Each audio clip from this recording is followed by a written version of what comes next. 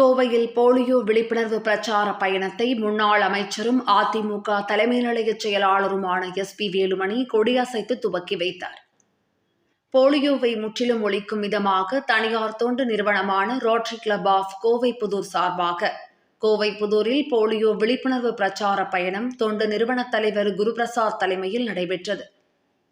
இதில் சிறப்பு விருந்தினராக கலந்து கொண்ட முன்னாள் அமைச்சரும் அதிமுக தலைமை நிலைய செயலாளருமான SP வேலுமணி போலியோ விழிப்புணர்வு பேரணியை கொடியசைத்து துவக்கி வைத்தார்.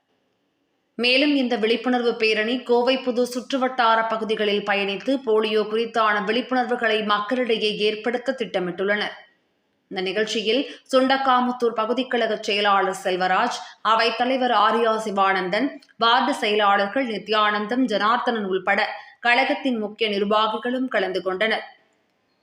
மேலும் இந்த நிகழ்ச்சியில் பேசிய ரோட்டரி கிளப் நிர்வாகிகள், கோவை மாவட்டத்தில் அற்புதமான மாபெரும் வளர்ச்சிப் பணிகளை வழங்கிய முன்னாள் அமைச்சர் SP வேலுமணி அவர்களை மனதார பாராட்டுவதாகவும், குறிப்பாக கோவை அவிநாசி சாலை மேம்பால பணிகளுக்கு வித்திட்டு மாபெரும் தொழில் வளர்ச்சிக்கு பேருதவி புரிந்தமைக்காகவும் முன்னாள் அமைச்சரை மனதார பாராட்டி வாழ்த்துவதாக நிகழ்ச்சியுடன் தெரிவித்தனர்.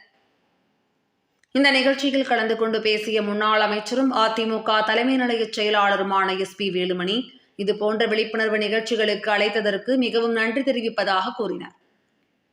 மேலும் தற்போது கேன்சர் போன்ற கொடிய நோய்களுக்கு மருந்துகள் கண்டுபிடித்து வருவதாக தகவல்கள் வருவது மகிழ்ச்சியாக இருக்கின்றது. இருந்தாலும் இதுபோன்ற கொடிய நோய்கள் பரவாமல் இருக்க மக்களிடம் விழிப்புணர்வு ஏற்படுத்துவது பாராட்டத்தக்கது என்று தெரிவித்தார்.